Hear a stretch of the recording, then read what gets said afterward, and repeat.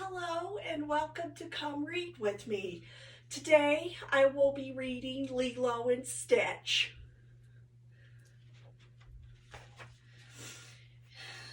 Far out in space, the Galactic Council was holding a trial. A scientist named Jumba was accused of creating a dangerous experiment. Jumba admitted he had created something, a creature he called Experiment 626. He is bulletproof, fireproof, and can think faster than supercomputer, Jumba said. His only mission? To destroy everything he touches. Ha ha ha ha! The Grand Councilwoman sent Jumba to jail and told Captain Gantu to take Experiment 626 to a distant planet. Gantu's ship hadn't gone far before Experiment 626 broke free. Red alert, Gantu cried. Fire on sight. But it was too late. Experiment 626 had escaped in a red police cruiser, and he was headed straight for Earth. Experiment 626 was so dangerous that the Grand Councilwoman wanted to destroy the place where he landed. But Agent Pleakley, who was an expert on planet Earth, stopped her. Earth is a protected wildlife reserve, he explained. We've been using it to rebuild the mosquito population. So the councilwoman freed Jumba from jail and sent him and Pleakley to recapture Experiment 626. Meanwhile, on a small Hawaiian island, a little girl named Lilo was supposed to wait outside her hula classroom for her big sister Nani. But when Nani arrived, Lilo was gone. Nani ran home. When she got there, she looked through the doggy door and saw that Lilo was lying on the floor, listening to records.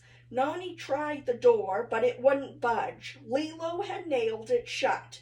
Lilo, Nani called. Open the door, but Lilo wouldn't. Nani and Lilo were orphans, so they lived by themselves. One day, a social worker named Cobra Bubbles was coming to the house. That day, if Nani seemed like a bad guardian, he could take Lilo to live with another family. Cobra arrived to find Nani trying to pry the door open. He did not look pleased at all. Nani had to climb through a window to let him into the house. Do you often leave your sister home alone? Cobra asked as he stared at the stove. It was covered with pots overflowing with bubbling glop. Cobra asked Lilo a lot of questions. Nani tried to signal to Lilo how she should answer, but Lilo got confused. Her answers made things seem even worse. Call me next time you're left here alone, Cobra told Lilo. Then he turned to Nani. In case you're wondering, this did not go well, he said sternly. You have 3 days to change my mind. Nani was worried and upset. Do you want to be taken away? She asked Lilo angrily after Cobra left. Later, Nani went to Lilo's room to apologize for getting angry. We're a broken family, aren't we? Lilo asked sadly. Maybe a little. Nani gave her sister a hug and then tickled her. Lilo laughed. The lights flickered and Lilo looked out the window. A falling star, she cried. She shooed Nani out of her room so she could make a secret wish. I need someone to be my friend, Lilo whispered as she knelt by her bed. Nani was listening in the hall. She felt sad that Lilo was lonely. Not far away, Experiment 626 was crawling out of a smoldering crater. What Lilo saw hadn't been a falling star at all. It was the red police cruiser crashing to Earth. Some trekkers found Experiment 626 thinking he was a dog. They took him to an animal shelter. The next day, Lilo and Nani went to that same shelter. Nani thought a dog might keep Lilo from feeling lonely. Meanwhile, Experiment 626 was trying to escape. He crawled along the ceiling toward the shelter door. When he got outside, he saw Jumba and Pleakley waiting for him. He quickly crawled back inside. Lilo walked into the kennel. All the cages looked empty. The animals were hiding from Experiment 626. When he saw Lilo coming, the alien pulled in his extra legs, his antenna, and his back spikes. He figured that if he looked like a dog, the little girl might help him escape. "Hi," Lilo said happily. He was the most interesting dog she'd ever seen. Nani and the animal shelter woman were shocked when Lilo came out with her new friend. "Does it have to be this dog?" Nani asked Lilo. "Yes," Lilo said. "He's good, I can tell. His name is," she thought for a moment, "Stitch." Nani sighed and gave Lilo $2 so she could buy Stitch. Outside, Jumba and Pleakley were still waiting. They weren't allowed to hurt humans, so they could only watch in frustration as Stitch left with Lilo. While Nani went to work, Lilo and Stitch took off on a wild ride around the island. But everywhere they went, Stitch seemed to get into trouble. Later, Lilo and Stitch sat in a luau restaurant where Nani was a waitress and her friend David was a fire dancer. Lilo drew a picture of Stitch. "This is you," she told him. "This is your badness level. It's unusually high for someone your size. We need to fix that." Jumba and Pleakley were at the restaurant too. They were dressed as tourists. When they tried to capture Stitch, but he was too quick for them. When Stitch tried to swallow Pleakley's head, the restaurant manager came running over. "Nani, is that your dog?" he demanded. Then he fired her. Nani wanted to take Stitch back to the animal shelter. Lilo couldn't believe her ears. "We adopted him. What about Ohana? Dad said Ohana means family. Family means nobody. Nobody gets left behind," Nani finished. With a sigh, she agreed that Stitch could stay, for now. That night, Lilo showed Stitch the bed she had made for him. He liked hers better, though, so he crawled up onto it and grabbed her pillow. Beneath it was a photograph of Nani, Lilo, and their parents. "Be careful of that," Lilo cried and grabbed the photo. Stitch saw that Lilo was upset. After Lilo fell asleep, Stitch looked at her books. He found one called The Ugly Duckling and woke Lilo up to show it to her. "He's sad because he's all alone," Lilo explained sleepily, pointing to the picture of the little duck. The next day, Cobra Bubbles came back. "Heard you lost your job," he told Nani. Just then, Stitch appeared and threw a book at him. Nani promised she would find a new job, and Lilo said she would teach Stitch to behave. Nani went out looking for a job, but she didn't have much luck. Lilo didn't have much luck training Stitch either. Later, Nani and Lilo met David at the beach.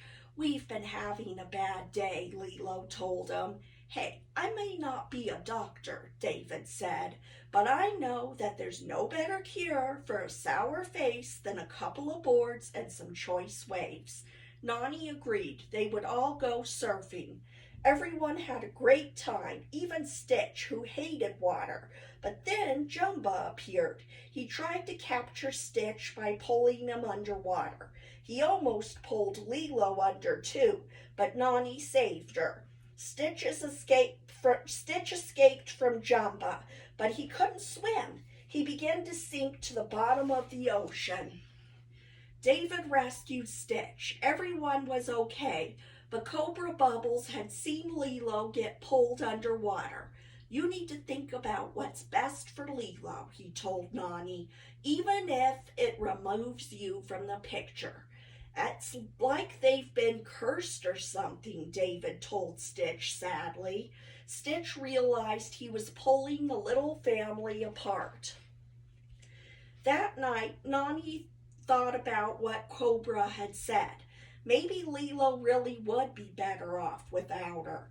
Nani held her little sister close and sang her a beautiful Hawaiian song. Later, Lilo looked at the photo of her parents. Ohana means family, she told Stitch. Family means nobody gets left behind.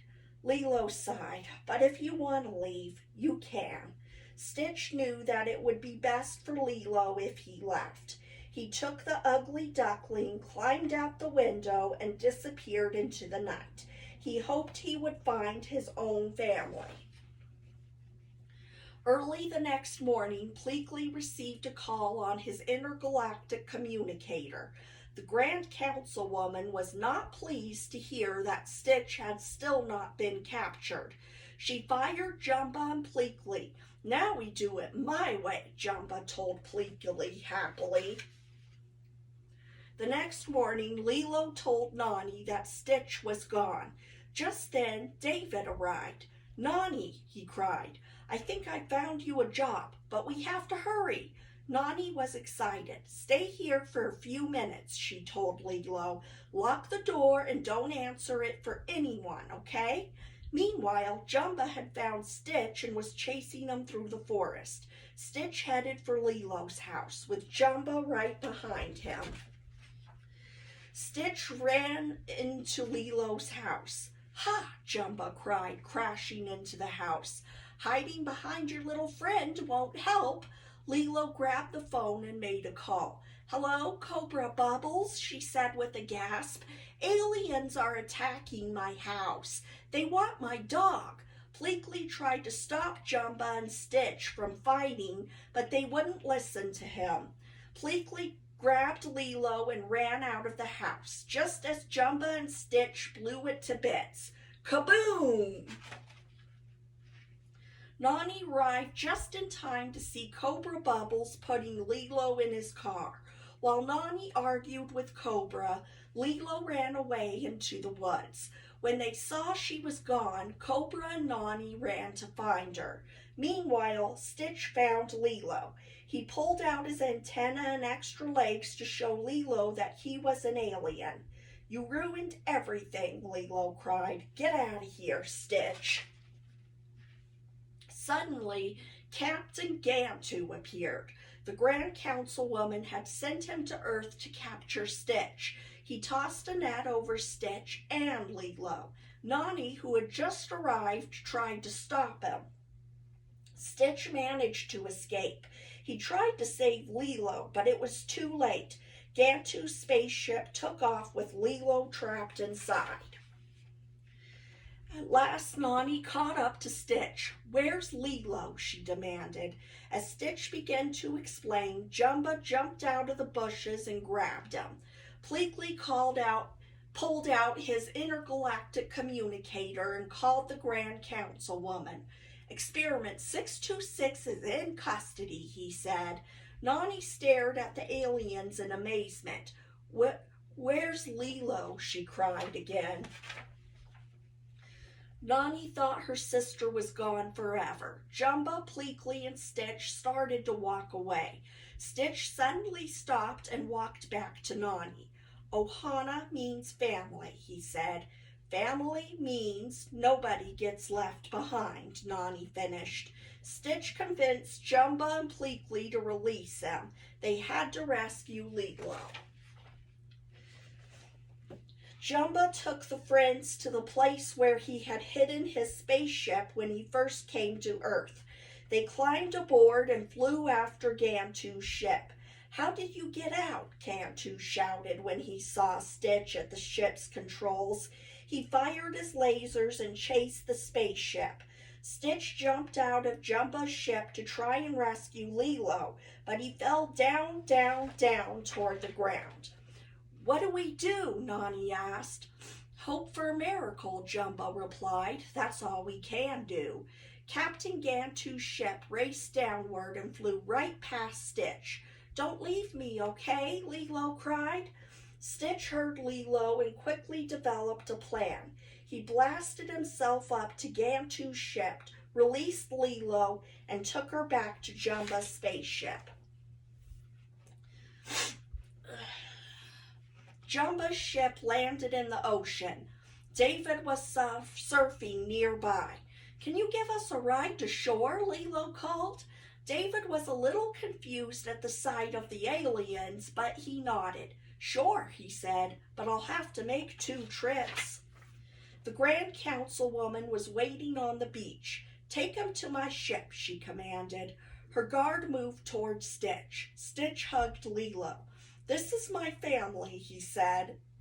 Then Cobra reminded Lilo that she had the adoption papers from the animal shelter. "If you take them, you're stealing," Lilo told the Grand Councilwoman. The Councilwoman realized Lilo was right. "This creature has been sentenced to life in exile," she announced, "on Earth." Stitch was happy to stay. Lilo was happy to keep him. Nani was happy because Cobra Bubbles agreed that she and Lilo would remain together. Even Jumba and Pleakley were happy. The Grand Councilwoman left them behind on Earth, and they got to stay with Lilo and Nani too. They were one big out-of-this-world family. Thanks for reading with me. I will read another one soon. Bye.